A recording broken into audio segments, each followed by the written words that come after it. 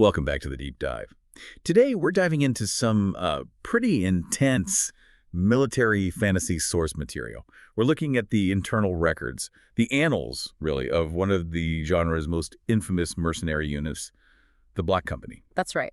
We're digging into a campaign file that's, well, deeply cynical. It's set against this huge conflict, much bigger than just armies clashing. You've got this powerful sorceress, the Lady, ruling her empire up north. Okay. And then there's her nemesis, the Dominator. He's her ancient spouse, technically buried, but very much active and plotting a comeback. Right, the buried but not forgotten type. Exactly. And our focus is the Black Company, these sort of morally gray soldiers caught right in the middle of these two, well, cosmic level evils. We want to unpack their story, their mission, how their morals get tested, maybe even decay, and this big conspiracy that hits them hard. Gotcha.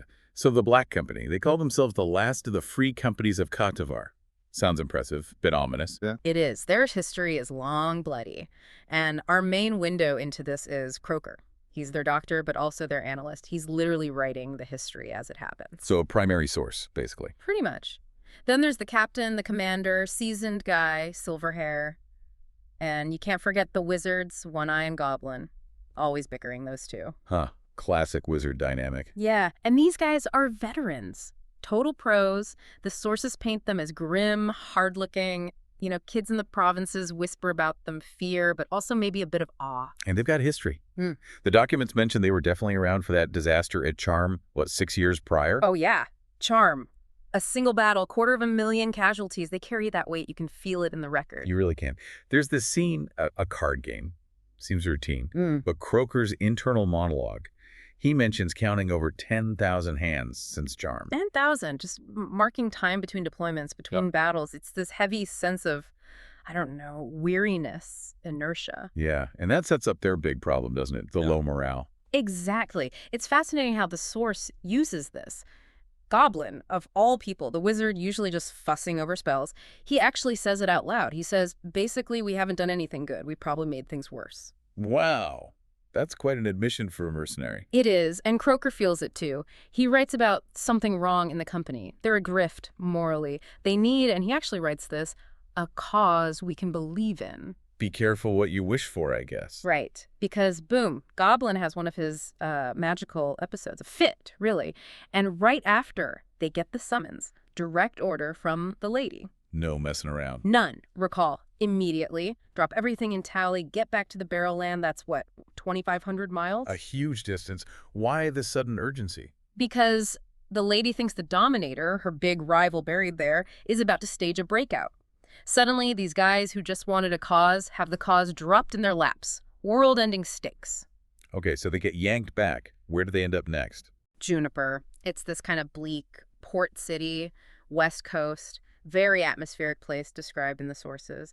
You've got this crumbling old fortress, Duretile, symbol of the old guard failing. And then the catacombs? Yeah, the catacombs, really central to the city's identity. Generations buried there, waiting for this day of passage, guarded by these custodians of the dead. So there's this deep cultural respect for, you know, the deceased. But something disrupts that respect, right? The main threat. Oh, yeah. Up on the North Ridge, Croaker calls it the Black Castle. Yeah. And his descriptions are unsettling.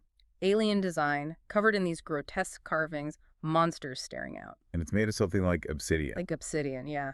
But here's the kicker, the really terrifying part. The sources say the place is growing, actively. Growing? How? What does it need? Sustenance. Organic matter, essentially. It needs bodies to fuel its growth, which is directly tied to the Dominator's resurrection plan. It's like a physical manifestation of his returning power. Okay, that's deeply creepy. And that brings us to Shed, was it? Marron Shed, yeah. The innkeeper runs the Iron Lily. He's completely swamped by debt to this local gangster Crage. Just desperate. And desperation leads him to? The city's absolute worst crime, according to the texts, corpse trafficking.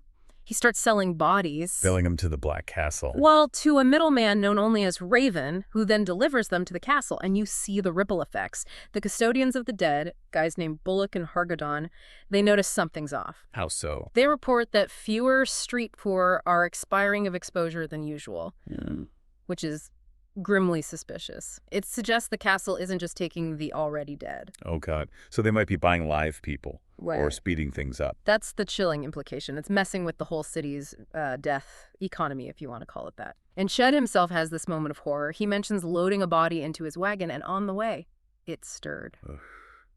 Nightmare fuel. Totally.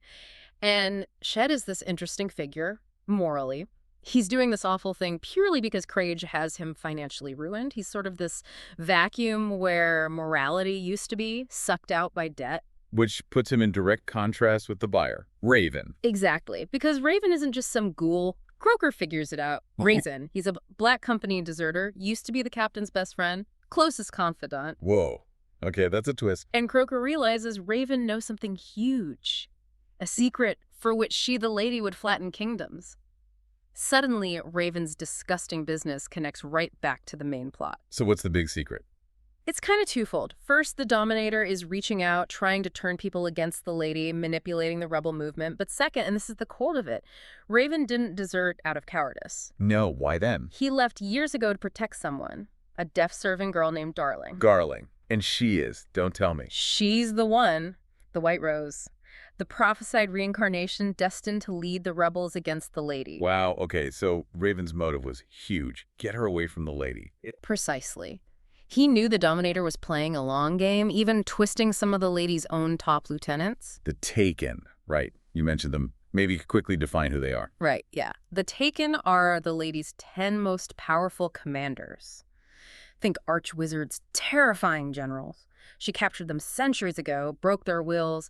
They're basically immortal, incredibly powerful slaves bound to her. So the Dominator trying to turn them? That's a massive threat to her power. Huge. It shows how vulnerable she actually is, despite her strength. Okay, back to Raven being the captain's former best friend. That must have hit the company hard, especially the captain.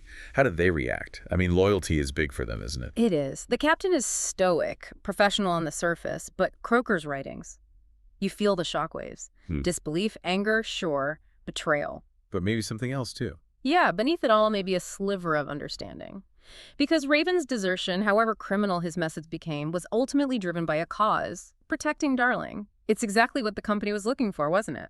A cause to believe in, even if it puts them against their own brother. Right, and Raven becomes this extreme example of what we could call maybe pragmatic immorality, doing something locally horrific, the corpse trafficking, for a much larger, arguably good reason, saving the White Rose. So the company, or at least the advance team, like Croaker and Goblin, they're sent to Juniper to investigate this growing castle. Which puts them right on Raven's trail, the man supplying the castle. Talk about a collision course. And what happens with Shed, the innkeeper? Shed. He gets this brief, intense redemption arc. Just before Raven and Darling manage to flee Juniper, Crage pushes Shed too far. The loan shark gets too greedy, too threatening. And Shed finally snaps. He does. Finds courage he maybe couldn't afford before his illicit income stream. Yeah. He lures Crage onto a roof and just kicks him off. Brutal. Yeah. The text says Crage was conscious but paralyzed after the fall. A nasty end. Then Shed uses his earnings to get Raven and Darling onto the first ship out of there. Just like that, helps the fugitives escape. Then the main event arrives. Yep. The lady shows up with her heavy hitters. The Taken. Specifically, Whisper, Limper, and Journey are mentioned leading the assault on the Black Castle. Must have been quite a battle. Ferocious, by Croaker's account. The castle's creatures fight back hard, trying to grab more bodies, fuel the growth. The company takes heavy losses, but they manage it. They cut the castle off, stop the supply line, no more bodies, no resurrection. At least not in Juniper. But it's not over for the company. Not even close.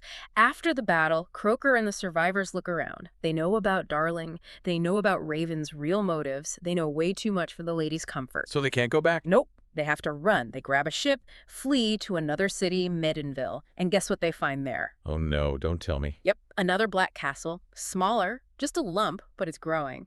The Dominator had a backup plan. He hedged his bets. Smart villain. And they know the Taken will be hunting them now. Especially the Limper. You mentioned he had a specific grudge. Ah, yes, the Limper. The sources explain this. Years ago, during some chaotic battle, the company basically ditched him, left him behind to save their own skins. Ouch. So it's personal for him. Deeply personal. He's not just chasing enemies of the state. He wants payback against the company itself. Which makes the next part, the ambush, even riskier. Croaker decides to set a trap for him. He does. They're desperate, on the run, but now they have their cause protect Darling, who they need to find. So Croaker gets creative, cynical, really. He uses Asa Raven's kind of pathetic, cowardly sidekick as bait. Uses him. How? Lets Asa wander into town, knowing the Limper's network will spot him. Asa unwittingly leads the Limper right into an ambush the company set up at an inn. Calculated. Cold. Absolutely. The fight inside the inn is brutal. The Limper is incredibly powerful and enraged, but they manage it. Not with magic, not with swordsmanship, really, but Pawnbroker, one of the company men, nails him with a ballista shaft. A ballista inside an inn. Yeah, they planned it well. But Croaker adds this final, truly dark twist. What does he do? He finds those things from the Black Castle, the eyes or seeds, whatever they are. And as the Limper is dying, Croaker forces them into his body. Why? What does that do? It's utterly pragmatic. It ensures that if the Dominator's magic ever did manage to resurrect the Limper later, the lady would have to destroy him herself. Her own agent, contaminated by her enemy's power. Wow. That's next level ruthless. The company has really changed. They really have. They've fully adopted Raven's kind of ends justify the means approach. They escape the ambush, eventually link up with the lieutenant's ship, and find Darling, the White Rose, safe. They have their cause, and they're committed. But what about Raven? The man who started it all, who sacrificed everything for Darling. Raven. His end is, well, it's the ultimate dark irony, isn't it? Croaker records it after everything surviving, the lady, the Dominator's plots, the Taken, the horrors of the Black Castle. How did he die? In some final epic confrontation? Not quite. Croaker writes that Raven slipped on a wet marble diving platform in a public bath, split his head open, fell into the pool, and drowned. You're kidding. After all that, a slippery diving board. That's how the annals record it. Survive cosmic evil, fall victim to mundane misfortune. It's brutal. Man. So, looking back at the whole thing, the sources seem to present this really interesting moral comparison. Yeah, it's striking. You've got Shed, who only really finds his courage and decency, helps Raven escape after he's sort of financially secure from his horrible crimes. Like, basic security allowed morality to return. Right. And then Raven on the other side. Raven shows the opposite, almost. His motives were arguably the highest: save Darling, save the world from the Dominator, maybe. But to achieve that, he had to embrace total pragmatic amorality, become a corpse trafficker, operate outside every law, betray his former brothers. So the ultimate tragedy, or maybe irony, for the Black Company is they spent years wanting a cause, something real to fight for. And they finally find it, protecting Darling, the White Rose. But they only truly commit to it after they've lost their standing, turned against former comrades, and become fugitives themselves. Exactly. They had to become like Raven, the man they initially hunted, to fulfill the very need they felt all along. They had to lose everything to find something worth keeping. A tough lesson. Indeed. And maybe here's a final thought, something pulled from the endnotes of these records. The lady eventually sends a message to Croaker. She says, basically, it's over. The threat of the Black Castle no longer exists. Every seed has been located and destroyed. Okay. So she won, technically. She stopped the immediate threat, yes. But think about the cost, even for her, this dark power. To save the world, or at least her part of it, from the Dominator, she lost a huge chunk of her empire to rebellion, lost several of her Taken, and completely alienated her most reliable veteran fighting force, the Black Company.